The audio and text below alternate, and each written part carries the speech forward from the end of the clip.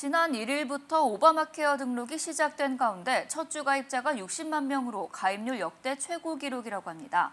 이렇게 가입자가 늘어난 이유는 무엇인지, 또 지난해와 비교해 달라진 점은 무엇인지 알아봤습니다. 김경일 기자 스튜디오에 나와 있습니다. 김 기자, 올해 가입자가 크게 늘어난 이유는 무엇인가요? 네, 여론조사업계 갤럽이 지난 4일 발표한 조사에 따르면 오바마 케어가 있어야 한다는 응답이 55%, 변화가 필요하다는 응답이 40%로 2012년 이래 가장 높은 지지율을 보이고 있습니다. 배경을 보면 올해 가입이 진행되지만 내년에는 가입이 계속 이루어질지가 좀 불투명한 부분이 있고요.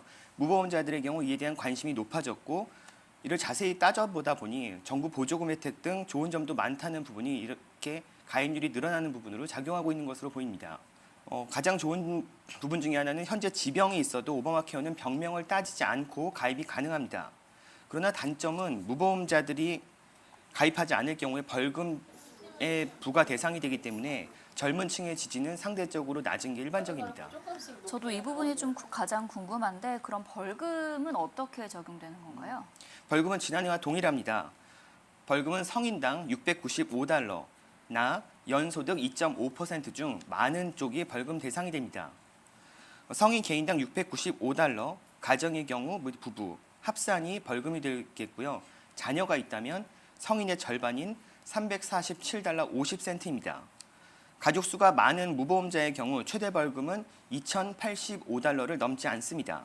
그러나 개인이나 가족 수 벌금 기준과 연소득 2.5%중 많은 쪽이 벌금 대상이 되기 때문에 벌금은 더 높아질 수 있습니다. 한인 CPA에게 벌금 관련 내용을 좀 더 들어보도록 하겠습니다.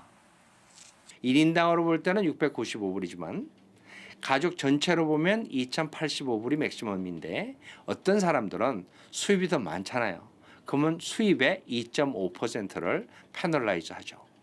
네, 이런 관련 영상을 보셨는데, 그런 보험이 있다가 없던 사람은 어떻게 되는 건가요? 뭐 한 달이나 두 달간 좀 텀이 있는 사람은 어떻게 적용이 되는 건지.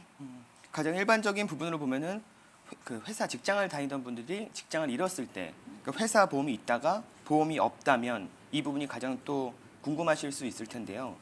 무보험 기간 개월수와 최대 벌금에 대한 금액을 나눈 금액이 벌금이 되는데 보험이 없어진 분, 그러니까 보험이 갑자기 있다가 없어진 분들은 특별 보험 가입 기간에 해당됩니다. 현재 2개월간 무보험은 벌금 대상에서 제외됩니다. 보험에 가입한 날짜가 17일이라면 그 다음 달부터가 아니라 그 다음 달부터 보험이 적용되기 때문에 2개월 정도의 텀이 있는 거고요. 그럼 예를 한번 들어보겠습니다. 4개월간 보험에 가입하지 않았다는 가정하에 벌금이 2,000달러다. 그러면은 2,000달러 나누기 4를 하면 벌금은 500달러가 되는 것입니다. 같은 방법으로 가족수 최대 벌금과 자신이 보험이 없었던 기간을 나눠서 이를 나눈 금액이 벌금 대상이 되는 것이죠. 그럼 일반 한인들이 보험 벌금에 관해서 헷갈리시는 분들이 많은데, 이 벌금 대상에 예외 조항도 있다고 들었거든요. 설명해 주시죠. 맞습니다. 한인들도 이 중에 많이 포함이 되실 수 있을 것 같은데요.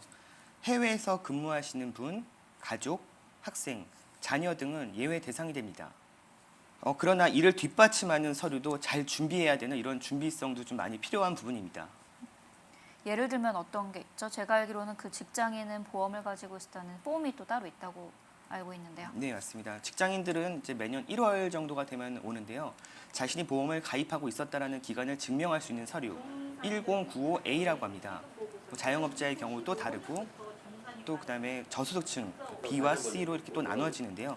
이 부분 이런 관련된 서류들이 1월 달에 집중적으로 오기 때문에 이 서류들을 그냥 무시하고 버리지 마시고 꼭 좀 잘 가지고 계시다가 세금 보고할 때 함께 첨부하시는 것이 중요합니다.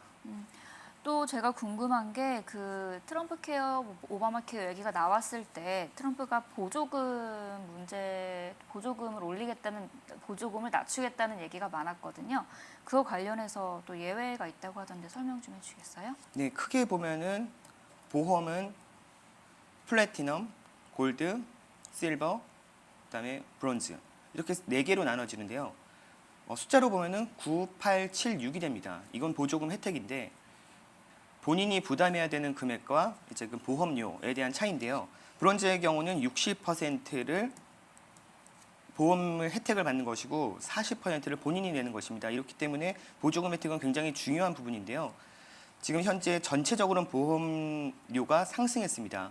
하지만 한인들이나 대부분 많은 가입자가 있는 부분이 실버, 이 부분인데 실버는 가입자가 또 많기 때문에 실버는 또 세 가지의 구분으로 나눠집니다. 이 부분에 대한 의료 보험비 혜택에 대한 그 정부 보조금이 크게 늘어났기 때문에 지금 전체적으로 늘어나는 비율의 금액보다 오히려 보조금 혜택이 더 늘어났기 때문에 일부에서는 보험료가 더 낮춰지는 이런 것도 올해에 작용되는 부분인데 이 또한 인터뷰를 통해서 들어보시겠습니다.